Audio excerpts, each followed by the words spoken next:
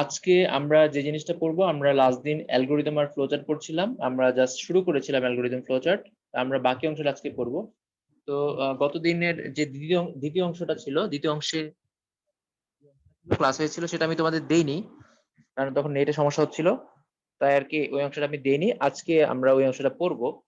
তো আজকে আমরা যেখানে থেকে শুরু করব, লাস্ট দিন আমরা যেখানে শেষ করেছিলাম সেখানে আমরা একটু যাই। আমরা লাস্ট দিন একটা অ্যালগরিদম ফ্লোচার্ট দেখেছিলাম, মেবি সেটা ছিল ক্ষেত্রফল সংক্রান্ত কোনো একটা ফ্লোচার্ট দেখেছিলাম। আমরা স্লাইডটা ওপেন করি। আমরা লাস্ট দিন এরকম ত্রিভুজের ক্ষেত্রফল দেখেছিলাম। লাস্ট দিন আমরা দেখেছিলাম ত্রিভুজের ক্ষেত্রফল। তো এখন আমরা যেটা দেখবো সেটা হচ্ছে বৃত্তের ক্ষেত্রফল নির্ণয়ের অ্যালগরিদম ও ফ্লোচার্ট। তো বৃত্তের ক্ষেত্রফল নির্ণয় করতে গেলে কি লাগবে? আমরা জানি বৃত্তের ক্ষেত্রফল হচ্ছে পাই আর স্কয়ার। তো যদি বৃত্তের ক্ষেত্রফল আমি বের করতে যাই, তাহলে আমার আর এর মান লাগবে, অর্থাৎ ব্যাসার্ধের মান লাগবে। যদি আমি ব্যাসার্ধের মানটা জানি তাহলে কিন্তু আমি ক্ষেত্রফলটা বের করতে পারবো। তো আমরা ফার্স্টে যে কাজটা করবো সেটা হচ্ছে বৃত্তের ক্ষেত্রফলটা নির্ণয়ের আমরা অ্যালগরিদম করব। তো সবাই খাতায় লিখো, বৃত্তের ক্ষেত্রফল নির্ণয়ের অ্যালগরিদম লিখো। বৃত্তের ক্ষেত্রফল নির্ণয়ের অ্যালগরিদম লিখো। বৃত্তের ক্ষেত্রফল নির্ণয়ের অ্যালগরিদম। তো আমরা প্রথমে বৃত্তের ক্ষেত্রফল নির্ণয়ের অ্যালগরিদম শুরু করছি। তো অ্যালগরিদম শুরু করার জন্য আমরা প্রথমে লিখবো স্টেপ 1। আমরা লিখবো স্টেপ 1। তো স্টেপ 1 এ আমরা কি করব? স্টার্ট করি। স্টেপ 1 এ আমরা করি স্টার্ট। তারপর আমরা স্টেপ 2 তে যাব। স্টেপ 2 তে গিয়ে আমরা যে কাজটা করব সেটা হচ্ছে স্টেপ 2 তে গিয়ে আমরা নিব ইনপুট। স্টেপ 2 তে গিয়ে আমরা নিব ইনপুট। ইনপুট নিব কাকে? আর টাকে। কারণ আমরা জানি বৃত্তের ক্ষেত্রফলের সূত্র হচ্ছে পাই আর স্কয়ার। পাই হচ্ছে একটা ধ্রুবক। প্রায় পাই হচ্ছে একটা ধ্রুবক, অর্থাৎ এখানে পায়ের একটা নির্দিষ্ট মান আছে। তো এটাকে ইনপুট নিতে হবে না, এটাকে আমরা মান আকারে লিখবো। তো আমরা স্টেপ 3 তে গিয়ে কি লিখবো? স্টেপ 3 তে গিয়ে লিখবো এরিয়ার যে সূত্র আছে। এরিয়ার সূত্রটা কি? বৃত্তের ক্ষেত্রফলের সূত্র হচ্ছে পাই আর স্কয়ার। পায়ের মান হচ্ছে 3.1416 ইন্টু আর স্কয়ার মান হচ্ছে আর ইন্টু আর। আমরা ভেঙে ভেঙে লিখছি। তো আমাদের কিবোর্ডে ইন্টুটা এইভাবেই থাকে, আর সি প্রোগ্রামে ইন্টুটা এইভাবে লিখতে হয়। যেহেতু আমরা প্রোগ্রামিং করার উদ্দেশ্যে ফ্লোচার্ট লিখছি, তার মানে আমরা ইন্টু চিহ্নটা আমাদের ক্রসের মতো না দিয়ে এভাবে স্টারের মতো করে দিব। কারণ সি প্রোগ্রামে গেলে তুমি ক্রস ইন্টু দিতে পারবা না, তোমাকে স্টারে দিতে হবে। তার মানে ফ্লোচার্টে এই ইন্টু চিহ্নটা দেওয়া বেটার। তো ফ্লোচার্টে যেহেতু নির্দিষ্ট তেমন কোনো নিয়ম কানুন নাই, বা অ্যালগরিদমে তেমন নিয়ম কানুন নাই, তো সেক্ষেত্রে এখানে ইন্টু যেভাবে দাও না কেন সমস্যা হবে না। কিন্তু সি প্রোগ্রামে গেলে তুমি যদি ইন্টুটা ক্রস আকারে দাও তাহলে প্রোগ্রাম 0 দিয়ে দিবে। তো এখন আমরা যে কাজটা করব সেটা হচ্ছে স্টেপ 4 এ গিয়ে আমরা যে কাজটা করব সেটা হচ্ছে স্টেপ 4 এ গিয়ে আমরা এই যে এরিয়াটা আমরা লিখেছি বা যে এরিয়াটা আমরা বের করেছি সেই এরিয়াটাকে প্রিন্ট করে দিব। তো আমরা লিখবো স্টেপ 4 এ গিয়ে লিখবো প্রিন্ট এরিয়া। যদি প্রিন্ট করে দিই তাহলে আমার ফলাফল চলে আসলো, আর ফলাফল চলে আসলে আমার প্রোগ্রাম শেষ, মানে আমার অ্যালগরিদম করা শেষ। আমি স্টেপ 5 এ গিয়ে এটাকে এন্ড করে দিব। তো এইভাবে করে আমরা কি করেছিলাম, গত ক্লাসে দেখেছিলাম আমরা কোনো একটা অ্যালগরিদম লিখি। এখন এই অ্যালগরিদমের ফ্লোচার্ট যদি আমরা দেখি, তাহলে এই অ্যালগরিদমের ফ্লোচার্টটা কেমন হবে? ফ্লোচার্টটা হবে, আমি স্টার্ট করব। স্টার্ট করার সময় আমরা একটা উপবৃত্তের চিহ্ন দিব, মানে চ্যাপ্টার বৃত্ত দিব। তারপর ইনপুট নিব শুধু আরটাকে ইনপুট নিব। তারপর আমরা এরিয়া সূত্র লিখবো। তাহলে ইনপুট নেওয়ার সময় আমরা কি সামান্তরিক দেই? ইনপুট নেওয়ার সময় আমরা কি দেই? সামান্তরিক দেই। আর প্রসেস করার সময় আমরা কি দেই? প্রসেস করার সময় দেই আমরা আয়তক্ষেত্র। প্রসেস করার সময় আমরা দিই আয়তক্ষেত্র। তারপর আমরা কি করি? এই যে এরিয়াটা এসেছে এই এরিয়াটাকে আমরা প্রিন্ট করে দেই। প্রিন্ট করে দেওয়ার পর আমাদের এন্ড হয়ে গেছে। এখন আমি যদি প্রশ্নটাকে ঘুরিয়ে দিই, আমি যদি বলি বৃত্তের ব্যাস দেওয়া থাকলে ক্ষেত্রফল নির্ণয় করো। বৃত্তের ব্যাস দেওয়া থাকলে বৃত্তের ক্ষেত্রফল নির্ণয়ের অ্যালগরিদম ফ্লোচার্ট লিখো। যদি এভাবে আসবে না পরীক্ষায়, জাস্ট কলেজের পরীক্ষাগুলোতে দ্বিতীয় করে বললো বৃত্তের ব্যাস দেওয়া থাকলে বৃত্তের ক্ষেত্রফল নির্ণয়ের অ্যালগরিদম বা ফ্লোচার্ট যে কোনো একটা বললো। এখন যদি বৃত্তের ব্যাস দেওয়া থাকে, আমাদের কাজটা কি হবে? বৃত্তের ব্যাস দেওয়া থাকলে আমাদের কাজটা হবে এরকম, আমরা যে বৃত্তের ব্যাস আমাদের যেটা দেওয়া আছে আমরা কি করব? ওইটাকে 2 দিয়ে ভাগ করে ব্যাসার্ধ বানাবো। তো আমরা জানি বৃত্তের ব্যাসকে যদি আমরা 2 দিয়ে ভাগ করি তখন ব্যাসার্ধ হয়ে যায়। তো পরীক্ষায় যদি তোমার ব্যাস দেওয়া থাকে তখন আমরা কি করবো? এটাকে ব্যাসার্ধ বানায় নিব। এখন ব্যাসার্ধটা বানাবো কিভাবে? আমরা আমাদের এই ফরম্যাটে বা এই সিস্টেমেই আমরা সেটাকে কি করব? আপডেট করব। কিভাবে করব দেখো, আমরা যদি এখান থেকে আমরা যদি এখান থেকে আমরা যদি এভাবে লিখি, ধরো কিভাবে লিখবো? ধরো প্রশ্নে বলা আছে, সবাই খাতায় প্রশ্ন লিখবে এভাবে যে বৃত্তের ব্যাস দেওয়া থাকলে বৃত্তের ক্ষেত্রফল নির্ণয়ের অ্যালগরিদম লিখো।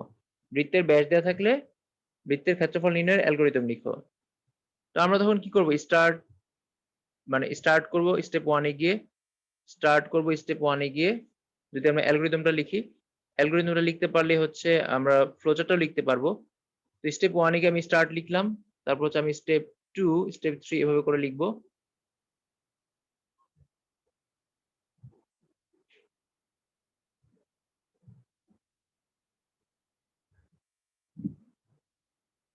আচ্ছা, আমি কতগুলো স্টেপ নিয়ে রাখলাম, যেগুলো লাগবে। তো আমি এখানে স্টেপ 1 2 3 4 5 6 এভাবে করে দিতে থাকি। 1 2 3 4। তোমরা খাতার মধ্যে প্রশ্নটা লিখে ফেলো সবার আগে। 5। দেখো প্রশ্ন হচ্ছে বৃত্তের ব্যাস দেওয়া থাকলে ক্ষেত্রফল নির্ণয়ের অ্যালগরিদম লিখো। তো আমরা স্টার্টে গেলাম, তারপর হচ্ছে আমরা ইনপুট নিব কাকে? ইনপুট নিব হচ্ছে আমরা কাকে ইনপুট নিব হচ্ছে আর কে ইনপুট নিতে পারি, এখন ইনপুট আর নিতে পারি, আর হচ্ছে ইনপুট ডি নিতে পারি, কারণ আমার এখানে বৃত্তের ব্যাস ইনপুট আর না নিয়ে আমরা কি নিব, ডি নিতে পারি। আমি ধরলাম বৃত্তের ব্যাস হচ্ছে ডায়ামিটার ডি। তো যেহেতু আমরা বৃত্তের ব্যাস দিয়ে করছি, তখন কিন্তু আমরা আর এর পরিবর্তে তখন আর নিব না, তখন আমরা নিব হচ্ছে ব্যাস, কারণ ব্যাসার্ধ তো দেয় নাই। আমরা নিলাম মনে করো ডি। এখন ডি নেওয়ার পরে তোমাকে কি করতে হবে, তোমাকে হচ্ছে আর এর মানটা বের করে নিতে হবে। আমরা জানি আর সমান কি, আর সমান হচ্ছে ডি ভাগ 2। আমরা জানি আর সমান হচ্ছে ডি ভাগ 2। তো আমরা এখানে ব্যাসার্ধটা বের করে রাখলাম। বের করে রাখার পরে তখন তুমি গিয়ে কি করতে পারো, বাকি কাজগুলো করতে পারো। তুমি বাকি কাজগুলো বলতে কিরকম, এখানে তুমি পরের ধাপে গিয়ে বলতে পারো যে এরিয়া ইকুয়াল সূত্রটা কি, পাই আর স্কয়ার। আমরা যেভাবে করছিলাম 1416 ইন্টু আর ইন্টু আর। এরিয়া ইকুয়ালটা পরে নাই, এরিয়া ইকুয়াল প্রিন্ট হচ্ছে আগে লিখি, এরিয়া ইকুয়াল 3.1416 আর ইন্টু আর। আমরা যেটা করছি সেটা হচ্ছে আমাদের ব্যাসার্ধ দেওয়া ছিল না, কিন্তু আমরা জানি ক্ষেত্রফল বের করতে গেলে ব্যাসার্ধ লাগবেই। তাই আমরা কি করলাম, ব্যাস থেকে ব্যাসার্ধটা আগে বের করে নিলাম। এখন আমরা কি করব, আমরা হচ্ছে এরিয়াটা বের করব, এরিয়াও করলাম, সূত্র বসালাম। তারপর আমরা কি করব, এরিয়াটাকে প্রিন্ট করে দিব। তো আমি লিখবো হচ্ছে প্রিন্ট এরিয়া লেখার পরে আমি কি করব, প্রিন্ট এরিয়া লেখার পরে এই এরিয়াটা হচ্ছে প্রিন্ট হয়ে যাবে। তারপর আমি কি করব, আমার স্টেপটাকে ক্লোজ করে দিব বা আমার প্রোগ্রামটাকে ক্লোজ করে দিব। দেওয়ার পরে হচ্ছে আমার কাজ শেষ। আমি এখানে 6 নম্বর ধাপে গিয়ে লিখবো এন্ড। তো দেখো আমরা এখানে নতুন একটা ধাপ যোগ করলাম, সেটা হচ্ছে প্রসেসের ধাপ। আমরা কি করেছি, এখানে নতুন একটা ধাপ করেছি, সেটা হচ্ছে ইনপুট এন নিয়ে আমরা হচ্ছে আর সমান ডি বাই 2 লিখেছি।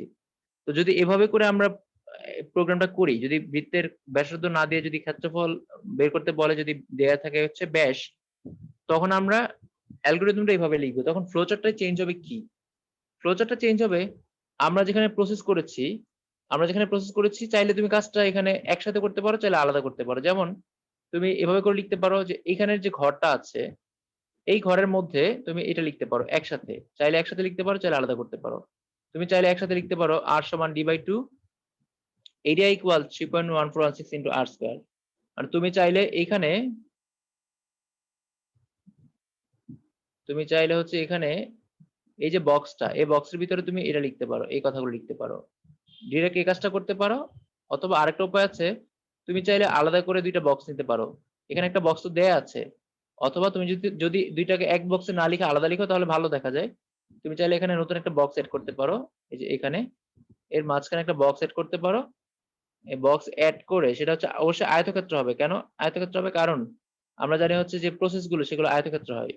হওয়ার পরে তারপর তুমি কি করলে, এখানে অ্যারোটা ঠিক করে দিবা। এখানে এখানে এটুকু হচ্ছে একটা অ্যারো, উপরের অংশ হচ্ছে একটা অ্যারো, আর এই নিচের অংশ হচ্ছে আরেকটা অ্যারো।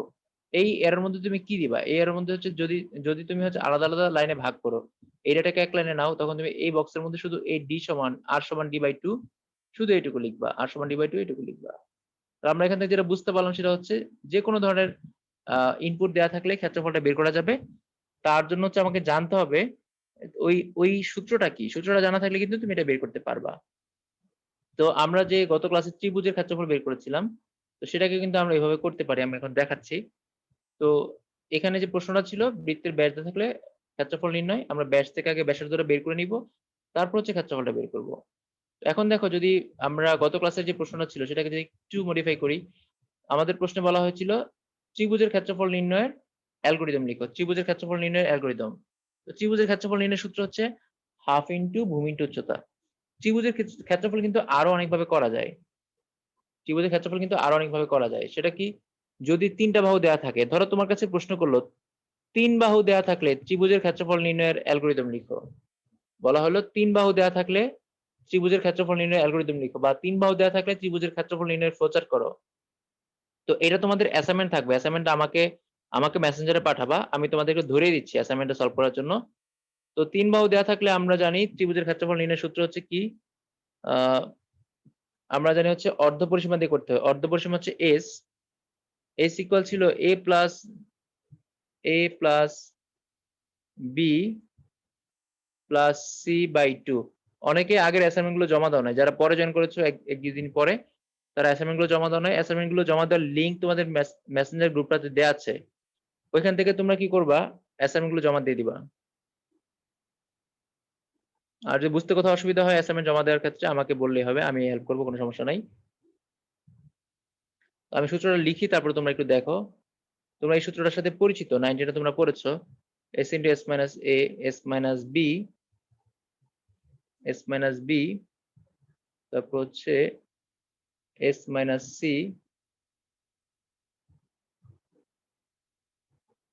তো এগুলোর মাঝখানে ইন্টু চিহ্নগুলো আমরা দিয়ে নেই স্পষ্ট করার জন্য।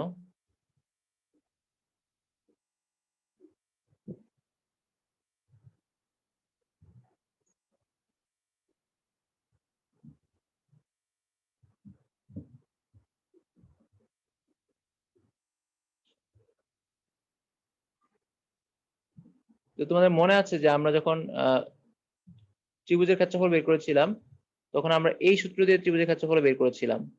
অর্থাৎ যদি তোমার প্রশ্নে বলা থাকে যে ৩টি বাহু দেয়া থাকলে ত্রিভুজের ক্ষেত্রফল নির্ণয়ের অ্যালগরিদম করো বা ফ্লোচার্ট করো, তখন তোমাকে কি করতে হবে? তখন তোমাকে ৩টা বাহু ইনপুট নিতে হবে। ৩টা বাহু কি কি? a b আর c। ইনপুট নেওয়ার পরে তোমাকে কি করতে হবে? সাথে হচ্ছে s এর মানটা বের করে নিতে হবে, মানে প্রসেসে গিয়ে s এর মানটাকে বের করে রাখতে হবে। তো s এর মানটা কিভাবে বের করবা? আমরা জানি হচ্ছে s হচ্ছে এখানে অর্ধপরিসীমা, আর ত্রিভুজের পরিসীমা হচ্ছে ৩ বাহুর যোগফল। তো যদি আমরা ৩ বাহুর যোগফল যোগ করি, a plus b plus c, যোগ করে এটাকে ২ দিয়ে ভাগ করলে সেটা হয়ে যাবে অর্ধপরিসীমা। তাহলে ত্রিভুজের পরিসীমা আমরা বের করব আগে a plus b plus c, এখানে বের করে এটাকে ২ দিয়ে ভাগ করব, করলে চলে আসবে অর্ধপরিসীমা মানে s এর মান। তারপর আমরা কি করব? তারপর হচ্ছে ক্ষেত্রফল বের করব। তো ক্ষেত্রফলের সূত্র ছিল root over s into s minus a, s minus b, s minus c। প্রসেসে আমরা দুইটা প্রসেস লিখবো। একটা প্রসেস হচ্ছে s এর মান বের করব, আরেকটা প্রসেস হচ্ছে এরিয়া লিখবো। তারপর আমরা কি করব? এই এরিয়াটাকে প্রিন্ট করব। তো তোমাদের কাছে যে প্রশ্ন, আমার যে অ্যাসাইনমেন্ট, সেটা হচ্ছে অ্যাসাইনমেন্টটা হচ্ছে ত্রিভুজের ক্ষেত্রফল নির্ণয় করবা। প্রশ্ন হচ্ছে ৩টি বাহু দেয়া থাকলে ত্রিভুজের ক্ষেত্রফল নির্ণয়ের অ্যালগরিদম ও ফ্লোচার্ট লিখো। ৩টি বাহু দেয়া থাকলে ত্রিভুজের ক্ষেত্রফল নির্ণয়ের অ্যালগরিদম ও ফ্লোচার্ট লিখো। নেক্সট ক্লাসের আগেই অবশ্যই অ্যাসাইনমেন্টটা জমা দিতে হবে আমার মেসেঞ্জারে। তো এটার অ্যালগরিদমও করতে হবে, ফ্লোচার্টও করতে হবে। এটা হচ্ছে তোমাদের কাজ। অ্যালগরিদমও করতে হবে, ফ্লোচার্টও করতে হবে। স্যার এখানে আরেকটা ইনপুট কথা কি বলে দিব? রাখি, সেটা হচ্ছে তোমাদের একটা এক্সাম হবে নেক্সট ক্লাসে। এক্সামটা হবে তোমাদের মেসেঞ্জার গ্রুপে।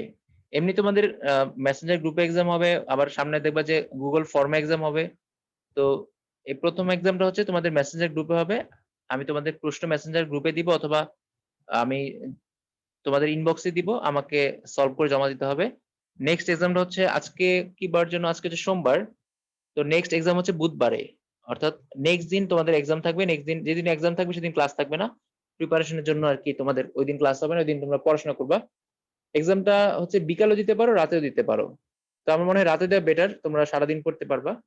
তো এক্সাম হচ্ছে আমরা আজকের ক্লাস পর্যন্ত আমরা যা যা পড়বো, আজকের ক্লাস পর্যন্ত আমরা যা যা পড়বো, এই সবগুলো আহ, এর উপর, মানে সবগুলো জিনিসের উপর এমসিকিউ আসবে।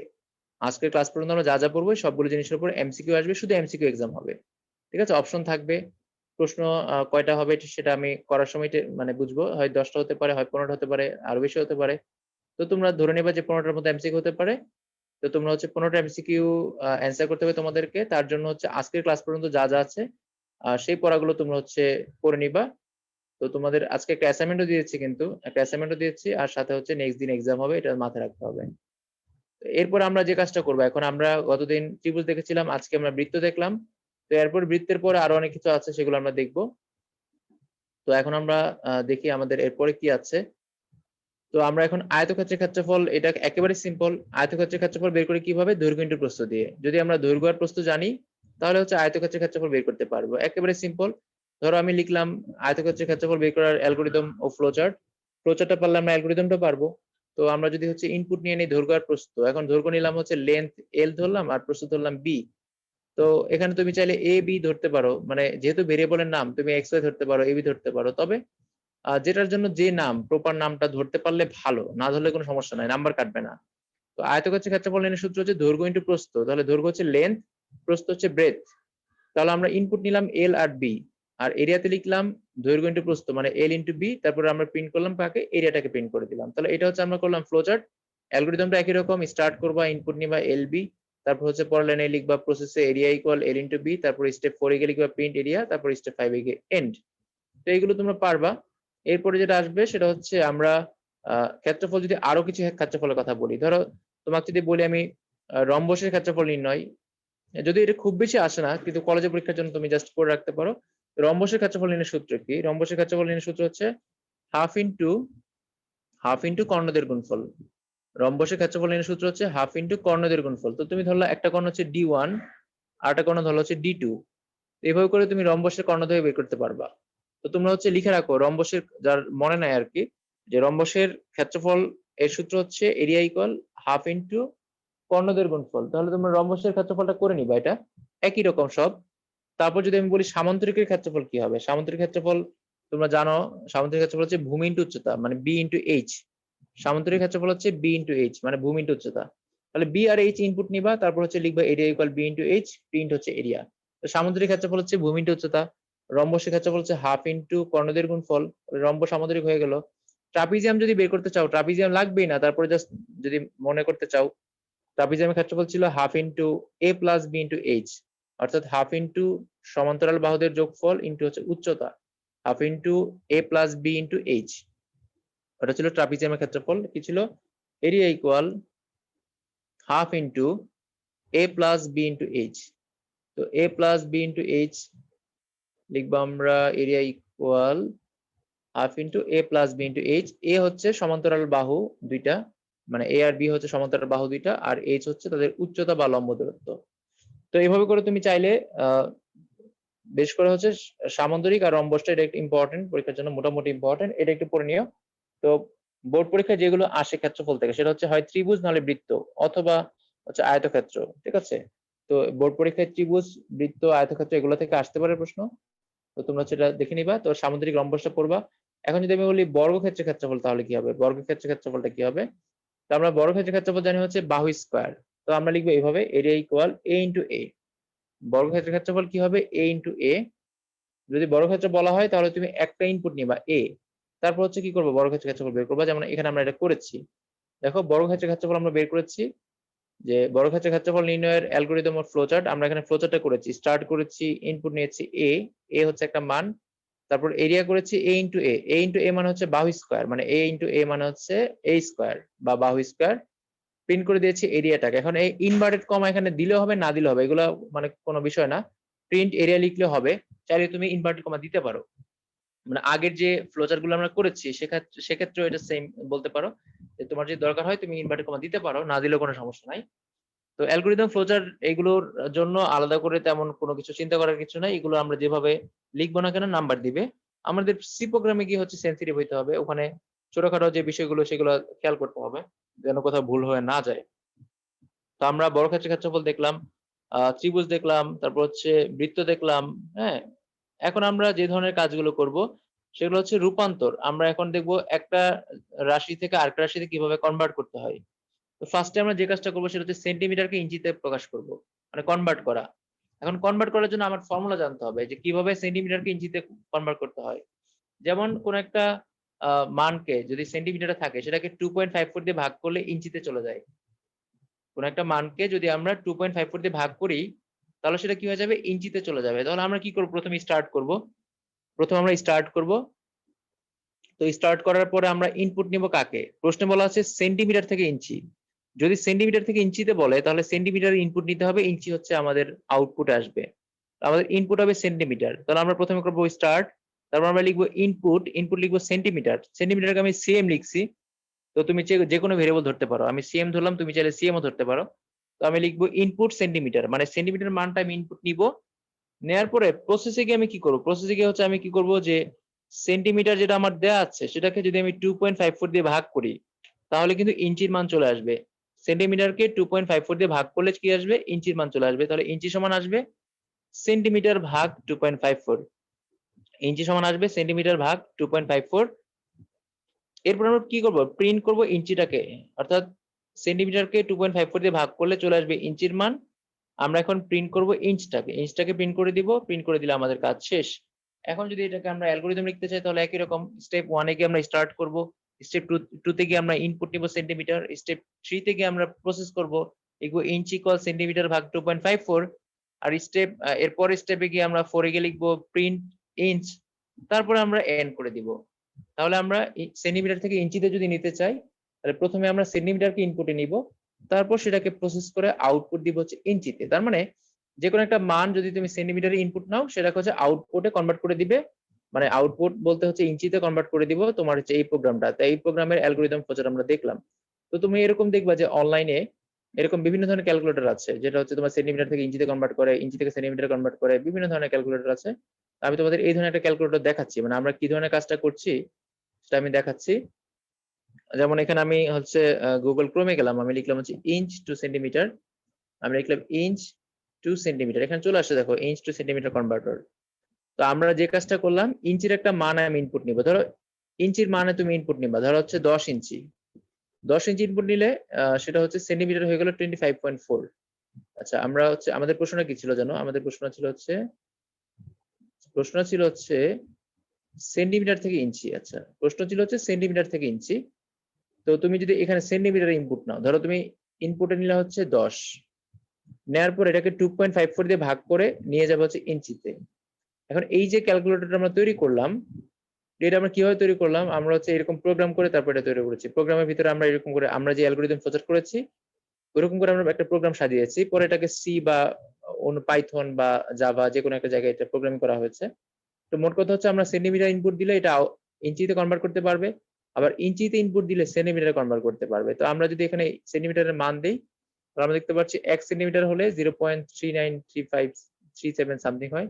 যদি বলি 2.54 সেন্টিমিটার, তো 2.54 সেন্টিমিটার বলে দেখা যাবে 2.54 সেন্টিমিটার হচ্ছে 1 ইঞ্চি হয়, অর্থাৎ 1 ইঞ্চি সমান 2.54 সেন্টিমিটার, 1 ইঞ্চি সমান 2.54 সেন্টিমিটার।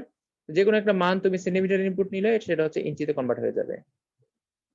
তো এখন আমরা যেটা বলবো সেটা হচ্ছে তোমাদের একটা অ্যাসাইনমেন্ট থাকবে, আরেকটা অ্যাসাইনমেন্ট আর কি, সেটা হচ্ছে গ্রুপে জমা দিবা, আমি লিংক পাঠিয়ে দিব না। সেটা হচ্ছে তোমরা, এটা তো হচ্ছে সেন্টিমিটার থেকে ইঞ্চিতে করলাম আমরা, তোমরা ইঞ্চি থেকে সেন্টিমিটারে কনভার্ট করবা।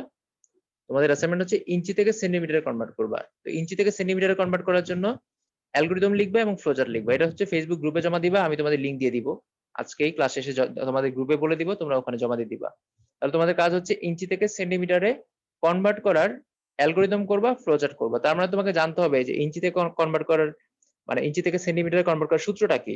আমরা এই যে ফর্মুলা আছে এই ফর্মুলাতে যদি সেন্টিমিটারকে বাম পাশে নিয়ে আসতে পারি আর ইঞ্চিটাকে ডান পাশে নিয়ে আসতে পারি তাহলে কিন্তু আমরা সূত্রটা পেয়ে যাব। তাহলে তোমাদের কাজ হচ্ছে তোমরা ইঞ্চি থেকে সেন্টিমিটারে কনভার্ট করার অ্যালগরিদম করবা আর হচ্ছে ফ্লোচার্ট করবা। তো এখন আমরা যে টাইপটাতে যাব, তার যাওয়ার আগে আমরা একটু সেলসিয়াস থেকে ফারেনহাইট, ফারেনহাইট থেকে সেলসিয়াসে ঘুরে আসি। তো আমরা হচ্ছে এখন দেখবো হচ্ছে সেলসিয়াস থেকে ফারেনহাইট কিভাবে কনভার্ট করতে হয়। সবাই একটু প্রশ্ন লিখো খাতায়, সেলসিয়াস থেকে ফারেনহাইটে রূপান্তরের জন্য, সেলসিয়াস থেকে ফারেনহাইটে রূপান্তরের জন্য আগে লিখো হচ্ছে ফারেনহাইট থেকে সেলসিয়াস। দেখো ফারেনহাইট থেকে সেলসিয়াসে রূপান্তরের জন্য অ্যালগরিদম ও ফ্লোচার্ট লিখো। ফারেনহাইট থেকে সেলসিয়াসে রূপান্তরের জন্য অ্যালগরিদম ও ফ্লোচার্ট লিখো। প্রশ্ন হচ্ছে ফারেনহাইট থেকে সেলসিয়াসে রূপান্তরের জন্য অ্যালগরিদম ও ফ্লোচার্ট লিখো।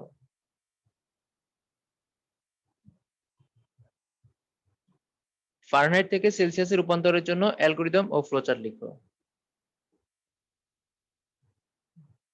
তো ফারেনহাইট থেকে সেলসিয়াসে রূপান্তরের জন্য আমরা অ্যালগরিদম ফ্লোচার্ট লিখবো। তার আগে আমরা সেলসিয়াস আর ফারেনহাইটের সম্পর্কটা পড়েছিলাম ক্লাস 7-8 এ, তোমাদের মনে আছে কিনা, যে সেলসিয়াস আর ফারেনহাইটের সম্পর্ক হচ্ছে c/5 = f-32/9, c/5 = f-32/9, এটা হচ্ছে সেলসিয়াস আর ফারেনহাইটের সম্পর্ক। তো এই সম্পর্কটাকে কাজে লাগিয়ে আমরা সূত্রটা বের করব। তো আমাদের প্রশ্ন হচ্ছে ফারেনহাইট থেকে সেলসিয়াসে কনভার্ট করতে হবে। প্রশ্ন হচ্ছে ফারেনহাইট থেকে সেলসিয়াসে কনভার্ট করতে হবে। অর্থাৎ ইনপুট নিতে হবে ফারেনহাইট, আউটপুট আমাদের দেখাবে সেলসিয়াস। ইনপুট নিতে হবে ফারেনহাইট, আউটপুট দেখাবে হচ্ছে সেলসিয়াসে। তো আমরা ফার্স্টে কি করবো, আমরা এটাকে আর গুণন করলাম। যেহেতু আমরা সেলসিয়াসের মান বের করতে চাচ্ছি, তাহলে আমরা সেলসিয়াসটাকে বাম পাশে রাখলাম। আমরা লিখলাম 9 ইন্টু সি, 9 ইন্টু সি সমান হচ্ছে 5 ইন্টু এফ মাইনাস 32। আমরা আর গুণন করলাম। এরপরে যেহেতু আমরা সি এর মান বের করবো, তাহলে এই 9টাকে আমরা ভাগ করে দিতে পারি। আমরা 9টাকে ওপাশে ভাগ করে দিলাম, ভাগ করে দিলে হয়ে গেল 5/9, মানে এখানে 5 ভাগ 9 হয়ে গেল, 5/9 হয়ে গেল ইন্টু এফ মাইনাস 32। আবার চাইলে তুমি এই যে 5f লিখতে পারো, 5f মাইনাস 160। ঠিক আছে, মানে এইভাবে তুমি গুণ করে দিতে পারো। অর্থাৎ যদি তুমি 5 কে গুণ করে দাও, তাহলে 5f মাইনাস 160 ভাগ হচ্ছে 9 হইতো। অর্থাৎ তুমি এটাকে গুণ করে বের করতে পারো, তোমার ইচ্ছা। তুমি চাইলে গুণ করে বের করতে পারো, চাইলে এভাবে রাখতে পারো, 5/9 ইন্টু এফ মাইনাস 32।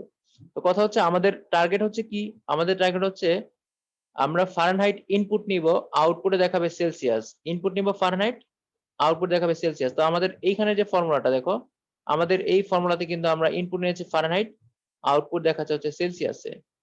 এই যে ফারেনহাইট ইনপুট এর মান এখানে ফারেনহাইটের মান বসাবা। ধরো তোমাকে বললো যে 100 ডিগ্রি ফারেনহাইটকে সেলসিয়াসে নিলে কত হয়, তাহলে এখানে এফ এর মান তুমি সূত্রের মধ্যে অটোমেটিক 100 বসাই দিবা। বসাই দিলে সেলসিয়াসের মানটা চলে আসবে। মানে আমরা এমন একটা প্রোগ্রাম বানাবো যেখানে ফারেনহাইটের মান ইনপুট দিলেই সেলসিয়াসের মানটা আউটপুট হিসেবে চলে আসবে। তো আমাদের সূত্রটা আমরা কি পেলাম, সি সমান 5/9 ইন্টু এফ মাইনাস 32। সি সমান 5/9 ইন্টু এফ মাইনাস 32। তো এটা হচ্ছে আমাদের মূল সূত্র। এটা পরীক্ষায় লিখতে হবে না, কিন্তু তোমার তো বের করতে হবে বা এটা মুখস্থ রাখতে হবে। তো এইভাবে c/5 ইকুয়াল f মাইনাস 32 9/9 হচ্ছে, এটা থেকে বের করে নেওয়া বেটার। কারণ তোমার প্রশ্ন হতে পারে ফারেনহাইট থেকে সেলসিয়াস, প্রশ্ন হতে পারে সেলসিয়াস থেকে ফারেনহাইট, মানে যেকোনো একটা হতে পারে। তো যেটাই হোক না কেন, আমরা সূত্রটা হচ্ছে মনে রাখবো c/5 ইকুয়াল f মাইনাস 32/9। সেখান থেকে যেটাই বের করতে বলুক সেটা আমরা করব। এখন যদি আমরা ফ্লোচার্টটা আগে দেখি, এটার ফ্লোচার্টটা কেমন হবে। তো ফ্লোচার্ট হচ্ছে আমি এখানে দেখতে পাচ্ছি, এখানে হচ্ছে ফ্লোচার্টটা আছে। তো দেখো এখানে প্রথমে আমরা স্টার্ট করব, করলাম। তারপর হচ্ছে আমরা এখানে ইনপুট এফ লিখবো। এখানে রিড দিয়ে আমি করেছি, আমরা যেহেতু ইনপুট দিয়ে শিখেছি, তাহলে তুমি লিখবো হচ্ছে ইনপুট এফ। এফ কেন, কারণ আমাদের প্রশ্নে বলা আছে ফারেনহাইট থেকে সেলসিয়াস, তাহলে ইনপুটটা নিতে হবে ফারেনহাইটে। নেওয়ার পরে আমার সূত্রটা লিখতে হবে, সি সমান 5/9 ইন্টু এফ মাইনাস 32। সূত্রটা আমি লিখলাম, সি সমান 5/9 ইন্টু এফ মাইনাস 32। তো এটা হচ্ছে আমার প্রসেসটা হচ্ছে আয়তক্ষেত্র হবে, আর ইনপুটটা হচ্ছে সামান্তরিক, আউটপুটটা সামান্তরিক। তারপর হচ্ছে আমরা কি করব, সিটাকে প্রিন্ট করব, অর্থাৎ সিটাকে রেজাল্ট আকারে দেখাবো।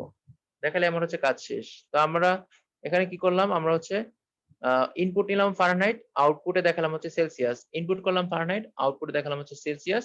আমরা ফারেনহাইট থেকে সেলসিয়াসে কনভার্ট করার জন্য ফ্লো চার্ট করলাম। এখন যদি এটার অ্যালগরিদম লিখতে চাই, একেবারেই সিম্পল। তোমরা কি করবা, এই ধাপগুলো লিখবা। প্রথমে স্টেপ 1 এ লিখবা স্টার্ট, স্টেপ 2 তে লিখবা ইনপুট এফ, স্টেপ 3 তে লিখবা হচ্ছে সি সমান 5/9 ইনটু এফ মাইনাস 32, স্টেপ 4 এ লিখবা হচ্ছে প্রিন্ট সি, স্টেপ 5 এ লিখবা হচ্ছে এন্ড। তো আমরা এতক্ষণ পর্যন্ত যা যা করলাম সেগুলো হচ্ছে নরমাল প্রসেসের অ্যালগরিদম ফ্লোচার্ট, যেখানে নরমালি আমরা সূত্র কে প্রসেস করছি, যেভাবে সূত্র দেওয়া ছিল ঠিক সেই ফরম্যাটে করেছি। তো তোমরা হচ্ছে সেলসিয়াস থেকে ফারেনহাইটের অ্যালগরিদম ফ্লোচার্ট দুইটাই কিন্তু খাতার মধ্যে সুন্দর করে নোট করবা, দুইটাই পরীক্ষা আসতে পারে। সেলসিয়াস থেকে ফারেনহাইটের অ্যালগরিদম ফ্লোচার্ট বা ফারেনহাইট থেকে সেলসিয়াসের অ্যালগরিদম ফ্লোচার্ট, এখানে টোটাল 4টা প্রশ্ন হবে। এটা হচ্ছে ফারেনহাইট থেকে সেলসিয়াসের অ্যালগরিদম ফ্লোচার্ট দুইটা, আমরা এখন যেটা করলাম। আর একটা হচ্ছে সেলসিয়াস থেকে ফারেনহাইটের অ্যালগরিদম ফ্লোচার্ট। এখন সেলসিয়াস থেকে যদি আমরা ফারেনহাইটে যেতে চাই, তাহলে আমাদের সূত্রটা কি হবে সেটা হচ্ছে আমাদের জানতে হবে। সূত্রটা জানা থাকলে আমাদের বাকি কাজ ইজি। তো আমরা এখানে সূত্রটা একটু দেখি কিভাবে হয়েছে। আমরা জানি সেলসিয়াস আর ফারেনহাইটের সম্পর্ক হচ্ছে c/5 ইকুয়াল f মাইনাস 32/9, এটা আমরা জানি। তো তারপর হচ্ছে আমরা আর গুণন করব। এবার আমরা হচ্ছে এই 5f টাকে আগে নিব, কেন, কারণ আমরা f এর মান বের করতে যাচ্ছি। প্রশ্ন হচ্ছে সেলসিয়াস থেকে ফারেনহাইটে রূপান্তরের অ্যালগরিদম ফ্লোচার্ট। সবাই খাতায় প্রশ্ন কিন্তু অবশ্যই লিখবা, প্রশ্ন না লিখলে পরে কিন্তু তুমি বুঝবা না। প্রশ্ন হচ্ছে ফারেনহাইট থেকে সেলসিয়াসে রূপান্তরের অ্যালগরিদম ও ফ্লোচার্ট। ফারেনহাইট থেকে সেলসিয়াসে রূপান্তরের অ্যালগরিদম ও ফ্লোচার্ট। এখন আমরা যেহেতু ফারেনহাইটের মান বের করবো, তাহলে আর গুণন করার সময় আমরা এফ এর মানটা আগে লিখবো। আগে লেখার পর আমরা লিখলাম 5 ইন্টু এফ মাইনাস 32 রাখলাম, সমান হচ্ছে 9c রাখলাম। এখন আমরা এফ টাকে ফ্রি করব, যেহেতু আমরা এফ এর মান বের করছি, এফ টাকে ফ্রি করবো, তাই আমরা 5 টাকে ওপাশে ভাগ করে দিলাম, হলো 9c/5। এরপর আমরা কি করব, এই যে এফ টাকে রাখার জন্য আমি 32 টাকে ওপাশে পাঠিয়ে দিচ্ছি, তাহলে এই পাশে মাইনাস আছে, ওপাশে গেলে প্লাস 32 হয়ে যাবে। সূত্র হয়ে গেল, সূত্রটা কি হয়ে গেল, এফ ইকুয়াল 9c/5 প্লাস 32। এটা হচ্ছে আমার সূত্র হয়ে গেল। f ইকুয়াল 9c/5 প্লাস হচ্ছে 32, এটা হচ্ছে আমার মূল ফর্মুলা, এটা আমাদের কাজে লাগবে। অর্থাৎ আমরা যখন সেলসিয়াস থেকে ফারেনহাইটে কনভার্ট করতে যাব তখন আমাদের এই ফর্মুলাটা লাগবে, f ইকুয়াল 9c/5 প্লাস 32, এটা হচ্ছে আমার ফর্মুলা। এটা জানা থাকলে তুমি এখন অ্যালগরিদম করতে পারবা, ফ্লোচার্টও করতে পারবা। তাহলে মূল কাজটা হচ্ছে তোমাকে সেলসিয়াস ইনপুট নিতে হবে, সেলসিয়াস ইনপুট নিবা, আর হচ্ছে ফারেনহাইটটা আউটপুট আসবে। সেলসিয়াস তোমাকে ইনপুট নিতে হবে, লিখবা ইনপুট সি, আর পিন কোড হচ্ছে ফারেনহাইট। তাহলে আমরা সেলসিয়াস থেকে ফারেনহাইট দেখলাম, ফারেনহাইট থেকে সেলসিয়াস দেখলাম, ইঞ্চি থেকে সেন্টিমিটার দেখলাম, সেন্টিমিটার থেকে ইঞ্চিতে দেখলাম, আবার মিটার থেকে সেন্টিমিটার হইতে পারে, সেন্টিমিটার থেকে মিটার হইতে পারে। এরকম মানে কমন যে সম্পর্কগুলো আছে এগুলো আমরা যেগুলো জানি সেগুলো যেকোনো একটা মানে মানে আসতে পারে। আসলে তুমি হচ্ছে পরীক্ষায় এভাবে অ্যান্সার করবে। তবে আমি যেগুলো পড়াচ্ছি মোটামুটি এগুলাই পরীক্ষায় আসে। এর বাইরে সাধারণত আসে না। ঠিক আছে? ক্লাসগুলো থেকে ইনশাআল্লাহ কমন পড়বে। তো এগুলো যদি ভালো করে নোট করে পড়ো তাহলে আর বাইরে তেমন কিছু আর পড়তে হবে না। তো আমরা এখানে এখন পর্যন্ত যে অ্যালগরিদম ফ্লোচার্ট গুলো দেখলাম সবগুলো ছিল নরমাল প্রসেসের মতো। অর্থাৎ তুমি হচ্ছে একটা সূত্র লিখবা, সেই সূত্র অনুযায়ী মান হচ্ছে তুমি দিবা, তাহলে হচ্ছে তোমার আউটপুট চলে আসবে। তো আমরা যদি এটা হচ্ছে একটু গুগলে সার্চ করে দেখি যে সেলসিয়াস থেকে ফারেনহাইটের যে কনভার্টার গুলো কেমন হয়, তাহলে মানে আমাদের জন্য একটু সুবিধা হয়। আমি এখানে লিখলাম সেলসিয়াস টু, চলে আসছে সেলসিয়াস টু ফারেনহাইট কনভার্টার। তো আমরা সেলসিয়াস থেকে ফারেনহাইট কনভার্ট করার জন্য একটা কনভার্টার পেয়ে গেলাম, যেখানে হচ্ছে তুমি সেলসিয়াস এর মান ইনপুট দিলে ফারেনহাইট চলে আসবে। ধরো তুমি লিখলে হচ্ছে 100 ডিগ্রি সেলসিয়াস, অর্থাৎ যে তাপমাত্রায় পানি ফুটে সেটা হচ্ছে 100 ডিগ্রি সেলসিয়াস। আমি 100 ডিগ্রি সেলসিয়াস দিলাম, দেওয়ার পরে দেখো এটা ফারেনহাইটে চলে আসে 212 ডিগ্রি ফারেনহাইট। আবার তুমি এটাও বলতে পারো যে আমি যদি 100 ফারেনহাইট দেই, 100 ফারেনহাইট কে বা 100 ডিগ্রি ফারেনহাইট কে সেলসিয়াসে কত ডিগ্রি বলা হয়? 100 ডিগ্রি ফারেনহাইট কে সেলসিয়াসে বলা হয় 37.78 ডিগ্রি সেলসিয়াস। 100 ডিগ্রি ফারেনহাইট কে সেলসিয়াসে বলা হয় 37.78 ডিগ্রি সেলসিয়াস। অর্থাৎ আমরা সেলসিয়াস থেকে ফারেনহাইট, ফারেনহাইট থেকে সেলসিয়াস এ কনভার্ট করার জন্য এই ধরনের কনভার্ট গুলো তৈরি করতে পারবো আমরা এখন যে ধরনের কাজগুলো করেছি সেটা দিয়ে। ঠিক আছে? তো তোমাদের ২টা আমি অ্যাসাইনমেন্ট দিয়েছি। একটা হচ্ছে তোমরা হচ্ছে যে ইঞ্চি সেন্টিমিটার একটা অ্যাসাইনমেন্ট দিলাম। আরেকটা হচ্ছে প্রথম দিকে দিয়েছিলাম যে ৩ টা বাহু দেয়া থাকলে ত্রিভুজের ক্ষেত্রফল নির্ণয়ের সূত্র। তো তোমরা যে কাজটা করবা সেটা হচ্ছে তোমরা আ এই অ্যাসাইনমেন্ট গুলো ইঞ্চি সেন্টিমিটারটা হচ্ছে গ্রুপে জমা দিবা। আমি গ্রুপের লিংক দিয়ে দিব কোথায় জমা দিতে হবে। কমেন্টে আগে যারা জমা দিয়েছো ওইরকম ভাবেই। আর হচ্ছে ওই প্রথম অ্যাসাইনমেন্টটা আমাকে হচ্ছে ত্রিভুজের ক্ষেত্রফলটা আমাকে ইনবক্সে জমা দিবা। ভুল হলে আমি কারেকশন করে দিব, সমস্যা নাই। ভুল হবে, পারবো না, পারছি না এরকম টেনশনের কারণ নাই। না হলে আমি আছি, কোনো সমস্যা নাই। আমাকে জমা দিলেই হবে। তো এরপর হচ্ছে আবার আরেকটা কথা বলেছিলাম, সেটা হচ্ছে পরীক্ষার কথা। নেক্সট দিন পরীক্ষা থাকবে। পরীক্ষাটা তোমরা একটু সিরিয়াসলি দিবা। মানে এটা খুব ইম্পোর্টেন্ট। পরীক্ষাগুলো যদি তুমি সিরিয়াসলি দাও তাহলে তোমার জন্য সুবিধা হবে। ঠিক আছে? পরীক্ষাগুলো সিরিয়াসলি দিলে তোমার জন্য সুবিধা হবে। তো আমরা এখন অ্যালগরিদম ফ্লোচার্ট কিন্তু আরো বাকি আছে। আমরা ওগুলো পড়বো। তো আপাতত আমরা ছোট একটা টপিক পড়ে নিব। ঠিক আছে? এই টপিকটা ইম্পোর্টেন্ট। এটা আমরা একটু পড়ে নেই। মানে আমাদের এই যে এক্সামটা নিব সেখানে এটা থাকতে পারে। জাস্ট টপিকটা হচ্ছে প্রোগ্রামের বিভিন্ন ধরনের ভুল। অ্যালগরিদম ফ্লোচার্ট আরো আছে, এগুলো আমরা করব। জাস্ট এই টপিকটা আমরা পড়ে রাখছি। তো যখন আমরা কোন একটা প্রোগ্রাম করব, তো প্রোগ্রাম করতে গেলে প্রোগ্রামে যেকোনো ধরনের ভুল হতে পারে। এটা আমরা সি প্রোগ্রাম করার সময় এই টপিকটা আবার পড়ব। তো আপাতত ওভারঅল একটা ধারণা দিয়ে রাখছি। পরে সি প্রোগ্রামের সময় এই টপিকগুলো নিয়ে আমি আবার কথা বলব। যখন আমরা কোন একটা প্রোগ্রাম করব তখন প্রোগ্রামে ৩ ধরনের ভুল হতে পারে। একটা হচ্ছে ডেটা ভুল, মানে তুমি ইনপুটে ভুল দিছো। আরেকটা হচ্ছে লজিক্যাল এরর, তুমি লজিকে ভুল দিছো। আরেকটা হচ্ছে সিনট্যাক্স এরর। সিনট্যাক্স এরর হচ্ছে ব্যাকরণগত ভুল বা চিহ্নের ভুল। তাহলে আমরা বলতে পারি যে প্রোগ্রামের ভুলগুলোকে আমরা ৩ ভাগে ভাগ করতে পারি। একটা হচ্ছে ডেটার ভুল, একটা হচ্ছে লজিক্যাল এরর, আরেকটা হচ্ছে সিনট্যাক্স এরর। এই ৩ ধরনের ভুল প্রোগ্রামে হতে পারে। তাহলে এই ৩ টা ভুল কি আমরা একটু বোঝার চেষ্টা করি। প্রথমটা হচ্ছে ১ নাম্বার হচ্ছে ডেটার ভুল। তো তুমি যদি কম্পিউটারে ভুল ডেটা ইনপুট দাও, আউটপুট কিন্তু ভুল আউটপুটে আসবে। কিন্তু রেজাল্ট তোমাকে দিবে।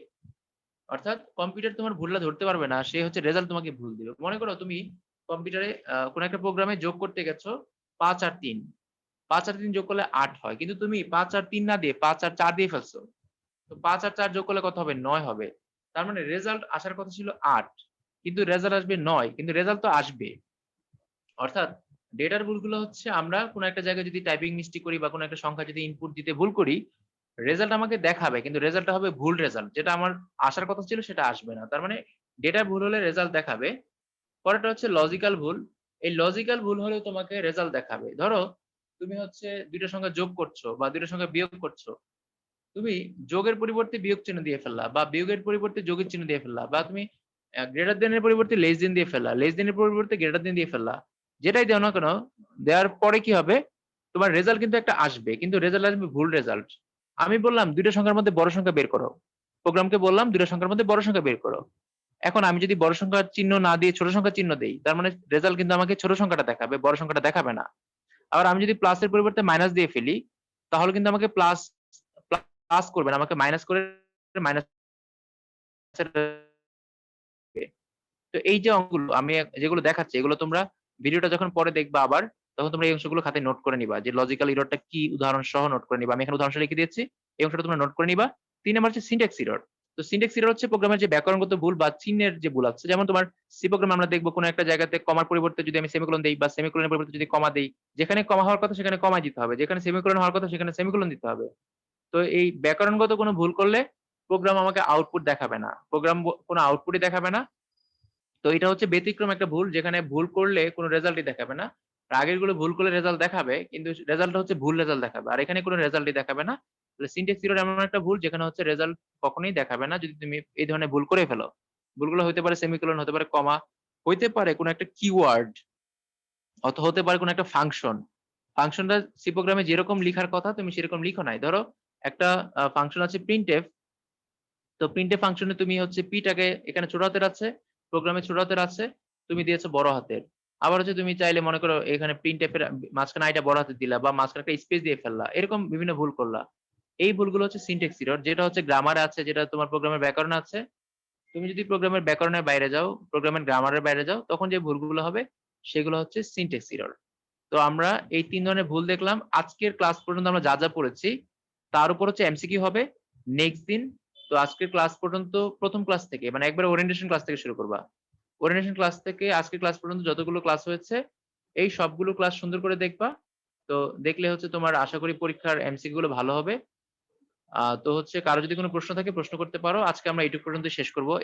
এটুকুই রাখবো। কারো যদি কোনো প্রশ্ন থাকে প্রশ্ন করতে পারো।